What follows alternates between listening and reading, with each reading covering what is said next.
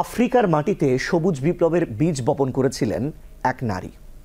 গাছ লাগানোকে তিনি শুধু পরিবেশ রক্ষার কাজ নয়, বরং নারীর ক্ষমতায়ন ও সমাজ পরিবর্তনের প্রতীক বানিয়েছিলেন। বলছি ওয়াঙ্গারি মাথাইয়ের কথা। তার নেতৃত্বেই শুরু হয়েছিল গ্রিন বেল্ট মুভমেন্ট, যা আফ্রিকা জুড়ে কোটি কোটি গাছ লাগিয়ে প্রকৃতি এবং মানবতার সম্পর্ক নতুনভাবে সংজ্ঞায়িত করে। দর্শক, চলুন নোবেল জয়ী এই পরিবেশ যোদ্ধা সম্পর্কে জেনে আসি। আফ্রিকার প্রথম নারী নোবেলজয়ী ও পরিবেশ আন্দোলনের অগ্রদূত ওয়াঙ্গির মাথায় ছিলেন এক অনন্য ব্যক্তিত্ব, যিনি প্রমাণ করেছেন যে একটি গাছ রোপণও সমাজ ও রাজনীতিতে পরিবর্তনের সূচনা করতে পারে।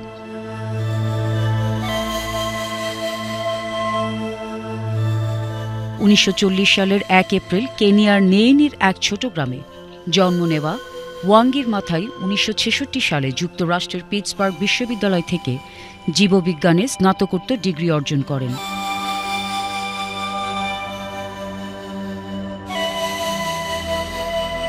পরবর্তীতে তিনি নাইরোবি বিশ্ববিদ্যালয়ের প্রথম নারী অধ্যাপক হিসেবে যোগ দেন। 1977 সালে তিনি শুরু করেন গ্রিন বেল্ট মুভমেন্ট নামের এক ঐতিহাসিক আন্দোলন, যার লক্ষ্য ছিল পরিবেশ রক্ষা, বন পুনরুদ্ধার এবং নারীর অর্থনৈতিক ক্ষমতায়ন। এই উদ্যোগের মাধ্যমে তিনি ও তার সংগঠনের সদস্যরা আফ্রিকা জুড়ে 5 কোটিরও বেশি গাছ লাগান। If we are going to shed blood because of our land, we will. We are used to that. Our forefathers shed blood for our land. We will do so. This is my blood. And it reminds me of the blood that Wayaki shed trying to protect Karura Forest. ওয়াঙ্গির মাথায় শুধুমাত্র একজন নারী পরিবেশবিদই নন, তিনি ছিলেন গণতন্ত্র, মানবাধিকার ও নারী সমতার দৃঢ় কণ্ঠস্বর। কেনিয়ার কর্তৃত্ববাদী সরকারের বিরুদ্ধে তিনি নির্ভয়ে কথা বলেছেন। এজন্য তাকে একাধিকবার কারাবরণও করতে হয়েছে।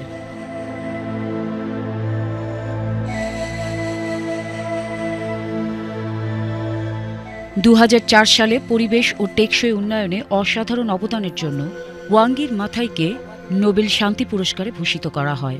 এটি ছিল আফ্রিকার কোনো নারীর প্রথম নোবেল জয়।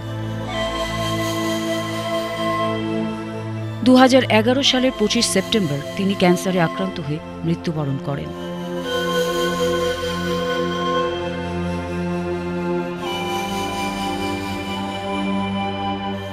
তবে তার রোপণ করা গাছের মতোই আজও তার আদর্শ ও অবদান আফ্রিকা ও বিশ্বের প্রতিটি পরিবেশ আন্দোলনের মাটিতে অঙ্কুরিত হয়ে বেঁচে আছে।